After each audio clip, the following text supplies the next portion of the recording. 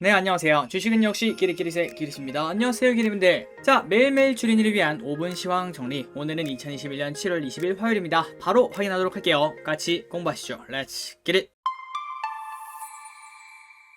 자, 들어가기 앞서 좋아요를 눌러주시면 저 기리색에 매우 큰 힘이 됩니다. 정말 감사합니다. 오늘 장은 비가 왔습니다. 그런데 걱정은 태풍 오는 거 아닌가 이런 생각을 했었죠. 그러나 정말 다행인지는 모르겠지만 어쨌든 비로써 끝나는 걸 확인할 수 있네요. 한번 어떤 흐름이 나왔는지 보도록 하겠습니다. 자, 코스피는 0.3% 하락, 그리고 코스닥은 0.6% 하락. 이때까지는 상대적으로 코스닥이 잘 버텨줬는데 오늘은 오랜만에 코스피보다 코스닥이 더 많이 하락하는 모습을 보여주고 있습니다. 그래서 오늘 마감만 보면은 그나마 나쁘지 않았다 이렇게 볼 수 있는데요. 하지만 장중에 엄청나게 쭉 떨어지는 걸 확인할 수 있죠. 갑자기 번지 점프를 해서 걱정이 이만저만이 아니었습니다. 하지만 정말 다행히도 이렇게 조금씩 회복을 하면서 마감되는 걸 확인할 수 있네요. 그리고 등락 종목을 보시면 코스피는 192대 680, 360대 970, 당연히 최악의 상황이라고 볼 수 있을 것 같습니다. 그래서 오늘 장은 비가 왔습니다. 다음으로 매동을 보도록 하겠습니다. 처음에는 개인분들이 매도를 하길래 장이 빠지는데 개인이 매도하는 거 진짜 오랜만에 본다라고 생각했습니다. 하지만 장 막판에는 결국은 순매수로 끝나는 걸 확인할 수 있네요. 그리고 외국인은 1800억 매도, 기관은 1500억 매수, 연기금도 장중에는 매수라더니 결국은 마이너스 150억 매도라는 걸 확인할 수 있습니다. 다음으로는 환율을 보도록 하겠습니다. 1150원. 우리가 항상 말했던 1150원을 갈 수 있을까요? 라고 얘기한 지 얼마 되지도 않았는데 이미 1150원에 도착하고 1152원까지 갔다 오는 걸 확인할 수 있습니다. 그리고 만약에 여기서 조금 더 미국 증시가 조정을 받으면 환율은 더 올라갈 수밖에 없겠죠. 다음으로는 이 부분 또 정상적이라고 볼 수는 없을 것 같아요. 오른쪽에 차트를 보시면은 이게 뭐야 뭐 이렇게 떨어진 게 있지 라고 생각했는데 바로 WTI가 어제 7%나 떨어진 걸 확인할 수 있습니다. 그래서 불과 지난주만 하더라도 75달러로 기억하는데 이제는 66달러, 거의 9달러 넘게 떨어지는 걸 확인할 수 있죠. 이뿐만 아니라 비트코인도 하락을 다시 하고 있습니다. 지금 현재 가격은 3,500만원, 얼마 전만 하더라도 4천만원에서 이렇게 바닥을 다지나 싶더니 이번에는 그 전 6월 말쯤입니다. 그때 저점을 깨고 내려갈 수도 있는 그런 흐름을 만들어내고 있죠. 그래서 여기까지 보자면 걱정이 생길 수밖에 없을 것 같습니다. 다음으로는 미국 10년물 국채 금리를 보도록 할게요. 어제만 하더라도 1.25 여기를 깨지 않고 내려가는 게 그게 포인트입니다 라고 말씀드렸는데요. 하지만 하루도 지나지 않아 그냥 가뿐하게 뚫고 내려가는 걸 확인할 수 있습니다. 그래서 지금 미국 10년물 국채 금리는 1.197까지 떨어지는 걸 확인할 수 있네요. 마지막 지표는 빅스 지수를 보도록 하겠습니다. 지난번에도 말씀드렸다시피 20이 넘으면 그때부터는 조금은 하락이 있을 수 있습니다 라고 말씀드렸는데요. 그러니까 변동성이 커진다는 거겠죠. 그런데 이번에는 지난번 고점을 뚫고 쭉 올라와서 22까지 도착하는 걸 확인할 수 있습니다. 그래서 오늘 저녁부터는 이 빅스 지수가 20을 뚫고 다시 내려가서 안정이 될 수 있는지 이 부분을 보면 좋을 것 같네요.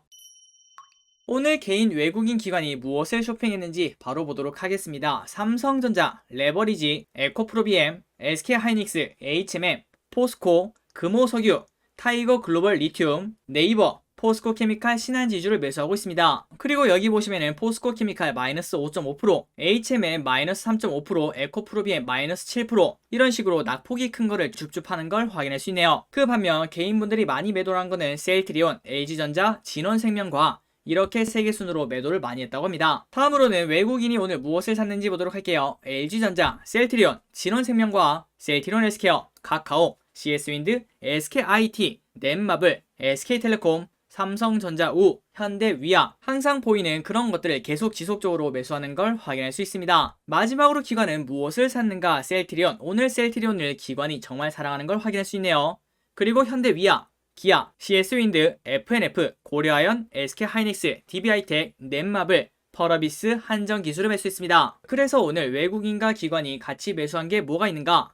첫 번째는 셀트리온, 그리고 CS윈드, 넷마블, 마지막으로 현대위아 이렇게 네 가지를 같이 쌍크리 매수하는 걸 확인할 수 있네요. 다음으로는 오늘의 특징주를 정말 빠르게 살펴보도록 하겠습니다. 첫 번째, 우진, 정부 원전 3기 재가동의 52주 신고가. 정부가 폭염에 따른 전력 수급 관리를 위해서 원자력 발전소 3기를 재가동하기로 하며 원전 관련주로 꼽히는 우진이 52주 신고가를 경신했다고 합니다. 자, 이렇게 전력난 때문에 원전이 돌아간다고 하니까 우진 그리고 한전기술이 쭉 완전 발사라는 걸 확인할 수 있죠. 다음으로는 맥스트 청약 경쟁률이 사상 최고치를 갱신했습니다. 3,381대 1을 기록했다고 하는데요. 그래서 이것만 보자면은 맥스트라는 기업이 그렇게 좋은 건가 보다 라고 생각을 할 수 있겠지만, 그거 플러스 맥스트가 어떤 사업을 영위하고 있는지 그 부분에 조금 더 관심을 둬야 될 필요가 있어 보입니다. 바로 메타버스에 관련된 기업이라는 거 기리분들이 알고 계실 거라고 생각합니다. 그리고 아마도 많은 기리분들은 청약을 하셨으리라 생각이 됩니다. 지난주 토요일에도 저 기릿이 맥스트라는 기업을 긍정적으로 같이 공부하기도 했었죠. 자, 그래서 이렇게 경쟁률이 높다는 거는 그만큼 사람들의 관심이 높다는 거겠죠.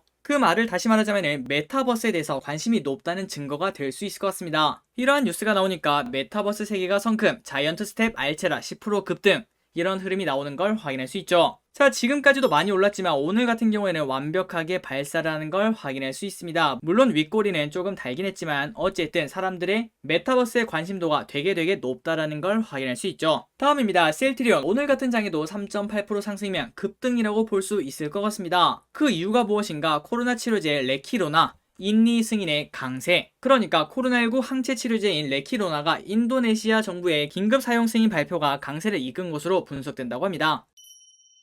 다음입니다. 오늘 코웨이도 좋은 상승을 만들어냈는데요. 그 이유는 코웨이 올해 실적 기대, 그래서 KB증권에서 목표가 상향하는 리포트가 나왔기 때문인 걸로 분석이 됩니다. 자, 조금 뒤에 뉴스 시간에서도 코웨이를 한 번 더 다뤄보겠지만, 일단 올해 같은 경우에 매출과 영업이익이 각각 12%씩 성장할 것으로 예상된다고 하는군요. 그래서 목표가가 10만원까지 올라갔다고 합니다. 그리고 FNF를 보도록 하겠습니다. 7% 상승, 엄청나게 급등을 해냈죠. 그래서 이렇게 최고가를 또다시 갱신하는 걸 확인할 수 있습니다. 이렇게 오른 이유는 FNF 테일러메이드 인수 참여 확정 52주 신고가, FNF가 글로벌 골프용품 전문업체 테일러메이드 인수에 전략적 투자자로 참여한다는 소식에 주가가 강세라고 합니다. 이걸 보면은 이미 글로벌 골프 용품 전문업체를 가지고 있는 휠러홀딩스는 왜 오르지 않는가, 이런 의문이 생기지만 어쨌든 투자자들의 기대감은 FNF로 몰리는 걸 확인할 수 있네요. 다음입니다. 오늘 특히 안 좋았던 섹터가 있습니다. 바로 2차전지 관련주죠. 에코프로비엠 오늘 마이너스 7%, 그리고 에코프로 HN은 마이너스 9%로 완전 급락을 하는 모습을 보여주고 있습니다.